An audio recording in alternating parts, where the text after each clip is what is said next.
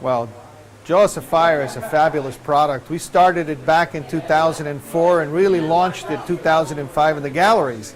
And it's been a complete success. People just absolutely love it. If you're familiar with taxidermy and you've seen what people do with the various types of molds that they get from all the different fish in the sea, this is a different twist. If you really think about it for a second, for many years, many people have used taxidermy from the standpoint of the gray taxidermist shark and the darker colors. What Cris did is he gave it a whole new life. Prior to Chris's work, most of the purchasers for taxidermied fish were fishermen and men. Now I get women coming in who want fish in beige and purple and lilac and all these various colors. He's created and opened a whole new market with this and said, if you look at his artwork, what's really nice about it is that it brings a whole new complexity in terms of color. The abalone flakes that he uses, the various candy colors that he puts into all the various pieces, the jaws that are in these molds are all real, and as a result of that, he's been able to amass a huge number of collectors throughout all of our galleries.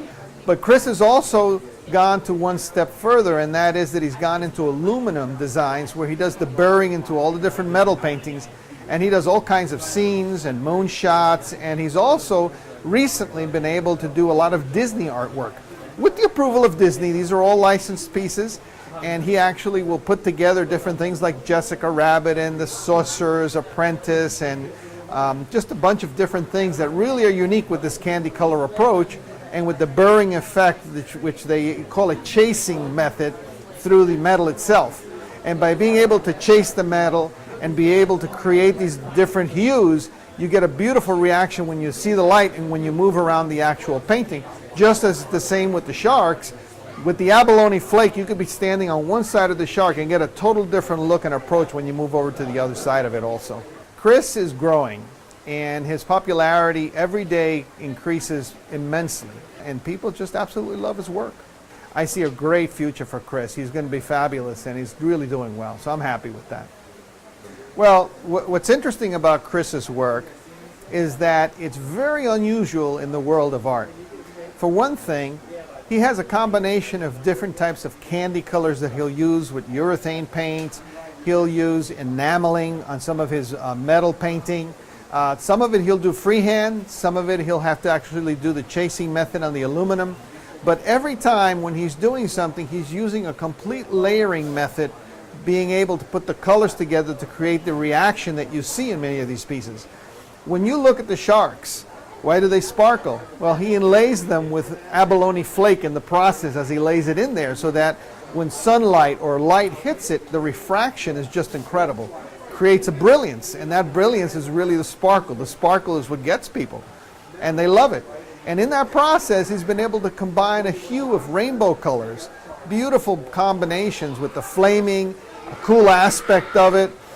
He just did a beautiful car outside. It's a 1980 Oldsmobile, and it's completely flamed out, and he used chameleon colors and gold and abalone flake, and I mean, it's an unbelievable design. It's something that you'll really want to take a look at. But as you move on to some of his other artwork and you start going into the metal, the aluminum chasing method that he does, you start to see that the layering method that he uses is not only unique, but it creates an illusionary effect. It's not a flat painting. When you look at it, it almost has a 3D quality in terms of the background, the hues, the refraction of light. You'll move from one side of the painting to another, and it'll completely look different.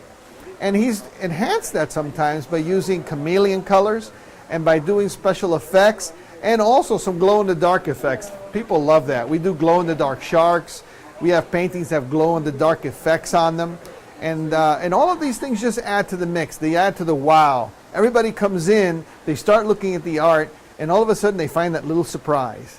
They find that little twist, that's something they didn't expect, and it just gives that next pizzazz that makes the art exciting and powerful.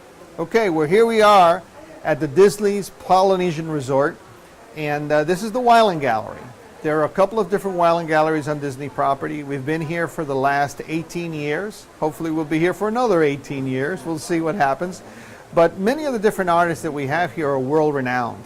A featured artist, obviously, of the gallery is Weiland. But Weiland, as good as an artist as he is, and he's wonderful, he likes to bring in other artists that are aspiring growth and development. And as a result of that, each and every one of the different artists that are tied into the Weiland galleries develop a very thick market, and they do well, and they aspire to grow as much as Weiland has grown. The galleries are wonderful. People love them. They come in, they see everything every day that's different. They see the different things that Cris will do. We have sculptors in here. You could one moment be looking at different fish, and one moment be looking at undersea paintings. But many of the different themes that you see in the galleries, to a great extent, are also environmental. Here at the Polynesian, we have a focus with the Polynesian paintings, the ocean, and of course any of the different things that would look environmentally pleasing to folks that has a very good and healthy feel to it. So it's a very different feel, and in that mix, we also add jewelry into the different components. Like I said, we do the fish, we do the sculptures, and a variety of different originals. We're probably one of the largest distributors of original paintings for artists throughout the world. I think last year alone, we probably sold in the vicinity of about 250, 300 original paintings. And originals are hard to come by. But we get most of the different artists to participate. They want to be here, they want to sell, and we have a very strict show schedule with all of them. Just about every weekend, I've got an artist, an activity going on, I've got shows. They'll come in and they'll participate for 4, 5, 6 days, painting in the galleries, doing originals, and really create a unique environment that you don't see too often out there in the actual art world. For us, every weekend is an art show. Every weekend is an opportunity to spend time with customers and just kind of dazzle people with the brilliance of these artists and the beautiful things that they create. Boy, a forecast for Cris, I don't know. It's tough to tell because he's moving along so quickly that I think Cris is probably within the next 3 to 4 years going to spread out to at least another 20, 25 galleries. His originals right now, if I sell one of his paintings on metal, they're averaging about $6,000 to $7,000 for a painting. That will start to exponentially increase also because it becomes an issue of supply and demand. So the outlook for Cris right now is very strong, and he's doing very well with collectors and people wanting to collect his product, and they see the value in having an artist that has a reputation and has developed such a strong market.